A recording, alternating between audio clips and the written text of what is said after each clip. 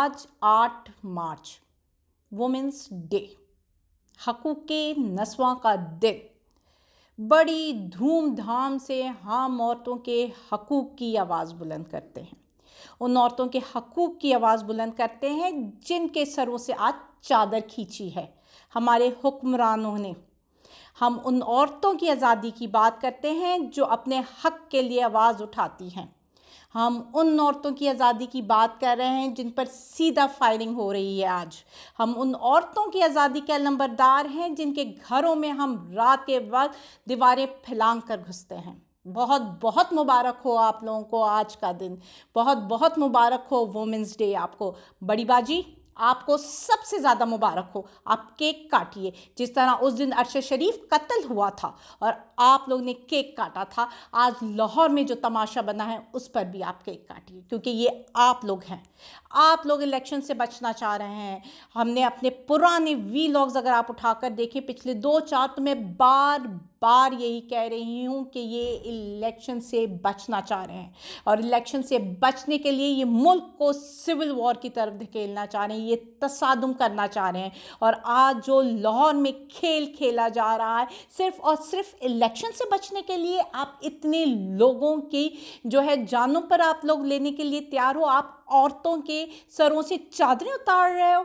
ये है हमारा मुल्क। फिर आएंगे और तकरीरें करेंगे वुमेंस डे पर। जी, हमारी कामयाबी का राज औरतों की तरक्की में है। नहीं जी, इलेक्शन रुकवाने का राज औरतों के सरों से चादर उतारने में है।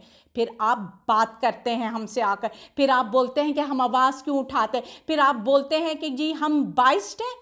ये आपकी हरकतें हैं सिर्फ एक इलेक्शन रुकवाने के लिए। वो लोग जो जमहूरियत के अलमबरदार बने फिरते हैं जी, वो चाहे वो साद रफ़ीक हो जाए या जो ख्वाजा आसिफ हो जाए, जब हम उनसे पूछते हैं कि जी इलेक्शन कब हो रहे हैं, तो वो कहते हैं हमें नहीं पता। तो जब उनसे पूछा जाता है क्यों, क्या सुप्रीम कोर्ट का ऑर्डर आपने पढ़ा या सुना नहीं, तो वो कहते हैं सुप्रीम कोर्ट कौन। यानी कि इलेक्शन से बचने के लिए उनकी नज़र में ना कोई आईनी दायरा मायने रखता है, ना कोई इंसानी जान मायने रखती है। मायने रखती है तो सिर्फ और सिर्फ उनका अपना मफाद। ये है हमारे मुल्क की गंदी सियासत, जिसने माशरती, माशी, समाजी लिहाज से हमारे मुल्क को एक गंदे गटर में धकेला जा रहा है। बुरा मत मानिएगा मेरे अल्फाज का, लेकिन आज जो विजुअल्स देखने में आए हैं उससे शर्मिंदगी हो रही है कि हम पाकिस्तानी हैं, उससे शर्मिंदगी हो रही है कि हम किस मुल्क में रह रहे हैं जहाँ पे गंदी ऑडियो और वीडियो लीक्स का सिलसिला जारी है, जहाँ आप एक छोटी बच्ची को भी नहीं छोड़ते हो। ये हाल है आपके मुल्क का। मतलब इलेक्शन रुकवाना है, इलेक्शन रुकवाना है, और हमारे ज़राए दावा कर रहे हैं कि मरियम नवाज़ ने, जो हमारी बड़ी बाजी, जो कि एक औरत है, जिनके उस पर एक उंगली उठ जाए तो औरत काट खेल दिया जाता है, वबाल आ जाता है मुल्क में कि एक औरत पर जुल्म, एक औरत के ऊपर इतनी बड़ी बात। तो वो बाजी जो है वो एक छोटी, उनके जो वो चमचियाँ छोटी छोटी बाजियाँ हैं ना, वो एक छोटी बच्ची पर उतर आई हैं, यहाँ तक कैलिबर गिर चुका है। तो वो सिर्फ इलेक्शन रुकवाने के लिए अहम शख्सियात की ऑडियो वीडियो लीक्स कर रही हैं। उन्होंने पैगाम पहुंचा दिया है कि हमारी बात मान लो, वरना तुम्हारी सारी चीज़ें मंजरे आम पर आ जाएंगी। पर बड़ी बाजी, मैं आपको यहाँ पे एक चीज़ बताती चलूँ। आपको लगता है कि ऑडियो वीडियो लीक से कोई फ़र्क पड़ेगा? क्या आपने पहले ऑडियो वीडियोज़ लीक नहीं की? कितनी लीक कर चुकी हैं अब तक? कितनी? इमरान खान के बारे में आपने क्या क्या नहीं कहा, उस पर कोई फ़र्क पड़ा? आपको क्या लगता है कि आप जिनके बारे में भी कुछ कहेंगी, अवाम को उनसे फ़र्क पड़ेगा? अवाम को फ़र्क उस वक्त पड़ेगा जब ये लोग गैर आइनी फ़ैसला देंगे। अवाम को उस वक्त फ़र्क पड़ेगा जब ये इनके सेंटिमेंट से हट कर कोई काम करेंगे। आप जितनी वीडियोज़ लीक ला दें, लेकिन अगर कोई हर अदारा अपने अपने आइन, अपने अपने सर्कल में रह कर काम करेगा ना, अपनी अपनी फ़राइज़ ज़िम्मेदारियाँ जो हैं वो अच्छे तरीके से अदा करेगा, तो यकीन माने अवाम को इस ऑडियो वीडियो से कोई फ़र्क नहीं पड़ता। ठीक है, अवाम को फ़र्क पड़ता है इस मुल्क में होने वाले तमाशे से, जो आप खेल रही हैं सिर्फ और सिर्फ अपने मफादात के लिए। कहीं आप कहती है नाअहल कर दो इमरान खान को, तो कहीं कहती है गिरफ्तार कर लो। आज आपने बलूचिस्तान की पुलिस भिजवा दी है लाहौर के, जी जाओ और गिरफ्तार करो। दूसरी तरफ इलेक्शन कमीशन का जो वारंट है वो आईजी इस्लामाबाद को दे दिया जाता है कि जी जाओ और इसको गिरफ्तार करो। और यहाँ पे एक नया तमाशा। आपको लगता है इस तमाशे से आप लोगों के दिलों में घर कर जाएंगी या आपका बयानिया जोर पकड़ जाएगा? आपकी सियासी बसीरत है क्या? एक ट्रक उठा लेना, प्ले कार्ड उठा लेना, छोटे बच्चों के खिलौने उठा लेना, एक गुड्डा वो जो स्टफ टॉय शेर है वो उठा लेना? बात सुने, लोग अब इस शेर को नहीं मानते। वो जो आपका मजाक बन रहा है ना, जो आपने इतनी जो भड़कियां मारी हैं, जिस पर लोग हंस हंस के लोटपोट हो रहे हैं, जब आप कहती हैं कि जी मियाँ साहब तो कभी बीमारी का बहाना बनाकर पीछे नहीं छुपे, बीमारी के पीछे नहीं छुपे, तो यकीन माने लोगों के कह कहे बुलंद होते हैं आपकी ऐसी बातों पर। और ऐसी बातें जो हैं आपको खुद मजाक का निशाना बनाती हैं। आप एक उंगली दूसरी की तरफ उठाती हैं, लेकिन ये भूल जाती हैं कि 3 उंगलियां आपकी अपनी तरफ उठी हुई हैं। आप लोग के खेल में जो मईशत का हाल है, ठीक है, कि यहाँ तक कि हमारा वज़ीर ख़जाना को अब सहारा लेना पड़ता है आर्मी चीफ़ का। और आर्मी चीफ़ जाते हैं और मुलाकात करते हैं जी बिजनेसमैन से, लीडरशिप से। वहाँ कुरानी आयात पढ़ी जाती हैं और बताया जाता है कि कौम में मुश्किलें आती हैं। कौम में मुश्किलें बिल्कुल आती हैं, लेकिन कौमें ख़ुद से मिलकर मुश्किलें क्रिएट नहीं की जाती। कौमों में मुश्किलें आती हैं, हर शख्स में अच्छा और बुरा वक्त आता है, लेकिन कोई स्क्रिप्टेड मुश्किलें किसी भी कौम में नहीं आती। इस कौम का अलमिया ये है कि हमारे ऊपर जो मुसीबत आई है वो स्क्रिप्टेड है, वो डिज़ाइंड है, वो प्लान्ड, सारी प्लान्ड हमारे ऊपर मुसीबतें आई हैं। अब वहाँ पे हमारे आर्मी चीफ़ कहते हैं कि बिल्कुल जी डिफ़ॉल्ट का ख़तरा हट गया है। तो अगर डिफ़ॉल्ट का ख़तरा ख़त्म हो गया है आपके एक मुलाकात से, तो ये मुलाकात 3 महीने पहले भी हो सकती थी। इस मुलाकात करने से अगर डिफ़ॉल्ट का ख़तरा ख़त्म हो जाता है तो ये 3 महीने पहले कर लेते, ताकि वो जो महंगाई और गुर्बत और ये जो मुश्किलात का हमने सामना किया है 3 महीने से हमारे मुल्क में, वो हम ना करते।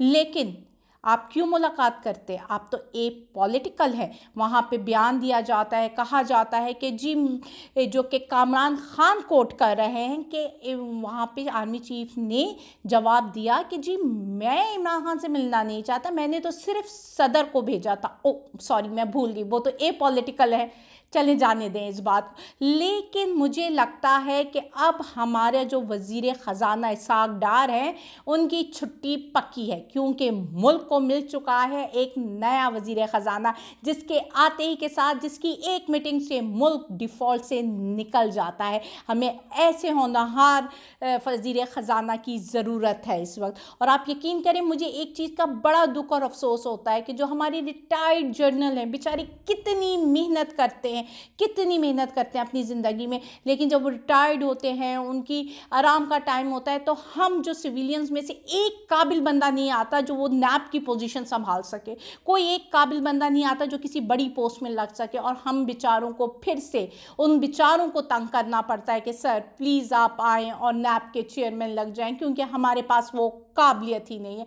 हमें उनकी मिन्नतें करनी पड़ती हैं और वो अपना सारा ऐशो आराम छोड़कर मुल्क के लिए लग जाते हैं। कोई बन जाता है नैब का चेयरमैन, तो कोई बन जाता है कहीं सेक्रेटरी का, किसी वज़ीर दफ़ा का सेक्रेटरी। तो ये बेचारों पर हमारी जो सिविलियन हैं उनको सोचना चाहिए, अपने अंदर कोई काबिलियत पैदा करें ताकि आप भी इन पोजीशंस पर आ सकें।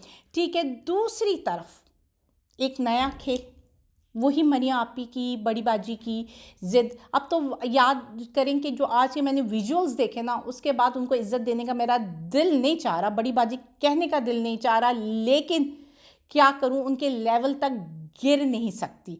ठीक है, वो इलेक्शन बचाने के लिए अब कह बैठी हैं कि जी फैज़ हमीद का कोर्ट मार्शल होना चाहिए। आपके कहने पर होगा? तो फिर तो इस तरह बहुत सारे लोग हैं जिनका कोर्ट मार्शल होना चाहिए, जिन्होंने आपको सपोर्ट किया, जिन्होंने आपकी हुकूमत लाई, जिन्होंने स्क्रिप्ट तैयार किया, फिर वो सारे लोग जो इसमें शामिल हैं उन सब का कोर्ट मार्शल होना चाहिए।